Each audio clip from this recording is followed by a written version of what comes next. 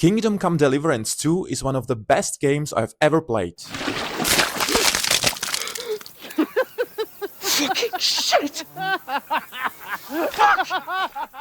By now, I've spent a rather unhealthy amount of hours in Trotsky region and Kuttenberg. Get up now! And judging by the feedback on my videos discussing the game, you guys seem just as passionate about it, if not more. But there's a catch. Despite being relentlessly immersive and obsessively historically grounded, there's been a dark stain on the game's reputation ever since release. Under almost every video I've made about the game, alongside the praise, there are comments bringing up the controversy. The game going woke.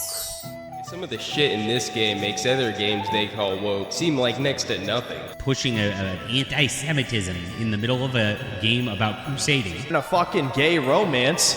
Underage, gay, graphic sex into their game. There's no historical evidence or proof of this. Race swaps that don't make sense. These people love gay stuff. Under my last video, I was called out for being inconsistent, criticizing the developers for bending to the woke crowd, while praising the game for not making compromises in the same breath. I was accused of shilling for the game because I was, quote-unquote, a fanboy. And I want you to listen very carefully to me now, because nobody, and I mean nobody, will ever accuse me of not being a fanboy of Warhorse Studios, because I totally am one. But those comments did make me stop and actually sort out my thoughts on this whole topic. And that's exactly what this video is. Me sorting out my thoughts on the game's controversy. So let's get into it. Well, hello and welcome back to the channel. If you're new here, hit the subscribe button for me, would you? I mean it, hit it. Now. I am, as my wife loves to remind me, a privileged, white, heterosexual male. The only minority I've ever belonged to is probably the one using wet toilet paper. Because seriously guys, how is it that we scrub our hands with gallons of soap every time we come home, but then when push comes to shove we're like, I'm sure this piece of dry paper will do the job just fine. Yeah, so anyway, I don't know the hardships of minorities. I haven't lived them. And I don't pretend I fully understand how important representation can be for them. This video is not meant to start a broad political discussion, but I do want to talk about this one game. There are two hot button topics Kingdom Come Deliverance 2 has ignited. The first is the gay romance, and it's honestly the one I couldn't care less about. You see, homosexuality is not a 21st century invention. In fact, in ancient Egypt, Greece and Rome, it was actually far more common and more accepted than it is even today. People didn't obsess over genders, they just lived. Then the Middle Ages arrived, along with the Catholic Church, and homosexuality was branded as sodomy, punishable by death. Gay people didn't magically disappear. They just had to live much more discreetly to survive.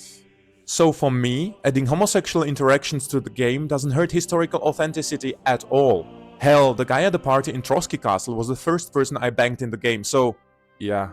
A different case is the romance between Henry and Hans. That one does feel forced, and here's why. Yes, you have to make several very specific conscious choices to trigger it. But Henry and Hans have had a very established heterosexual romance since the first game, and this route breaks their dynamic. I personally followed all the steps to unlock the romance.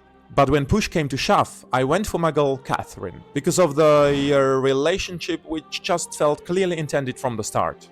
I don't know whether the Henry-Hans romance was planned from the beginning, but to me it certainly doesn't feel like it was. I think it would have worked far better to introduce a completely new male character as a potential romantic interest. Someone built for the role from the beginning, just like Catherine, rather than layering it onto an existing relationship.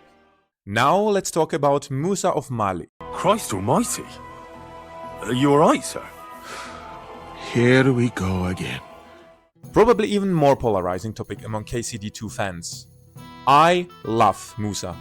He's witty, educated, charming, and genuinely one of the most entertaining characters in the game.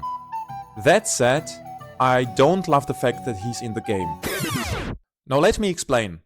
If you give me a Black Severus Snape, there are not enough fucks in the world I could give.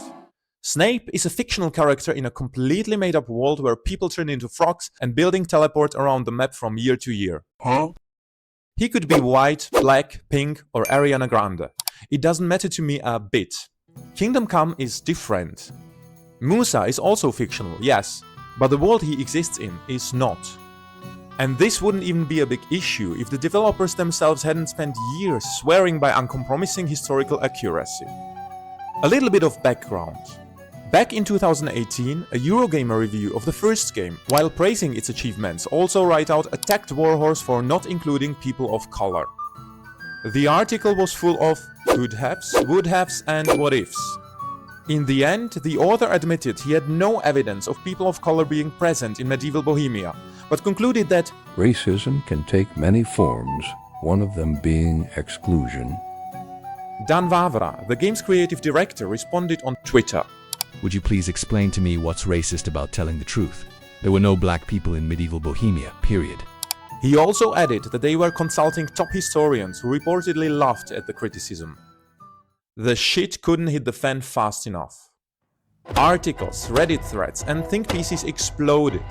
Some accusing Warhorse of racism, others defending them to the death. In the end, the studio stood their ground and stuck to their research. Until Kingdom Come Deliverance 2 introduced Musa. This didn't go unnoticed. In a Czech interview released alongside the game, Dan Vavra was asked about it directly. According to his answer, it was his own decision to add Musa. The historians still stood by their research, stating that while a black individual might have passed through the region a century before or after the game's events, it was extremely unlikely during the exact time periods portrayed. Despite that, Dan chose to include Musa to, quote, show critics of the first game what such a situation might have looked like. Yeah, well, I mean, Musa is integrated quite naturally into the story, unlike in case of Warhorse colleagues. And ultimately, it's up to us whether we accept Dan's explanation, or suspect pressure from the publishers sitting on the money or other external forces influencing the decision. I have no insight into Warhorse, so I don't really know. But that's what worries me, because I do tend to lean toward one explanation. What I do know is that Kingdom Come Deliverance 2 is still one of the most immersive and meticulously crafted games I've ever played. Second only to Deadly Premonition, because as I'm sure we can all agree, there will never be a better game than Deadly Premonition. Warhorse created something extraordinary, with immense attention to detail and authenticity. I love the game and I'm okay with the choices they made. For now. What worries me is the possibility of the studio bending more and more to outside pressure in future projects. So here's to hoping Warhorse stays true to themselves, making the games they want to make, not the games they are told to make. Games that feel honest, uncompromising and fresh. Now I'm genuinely curious what you think.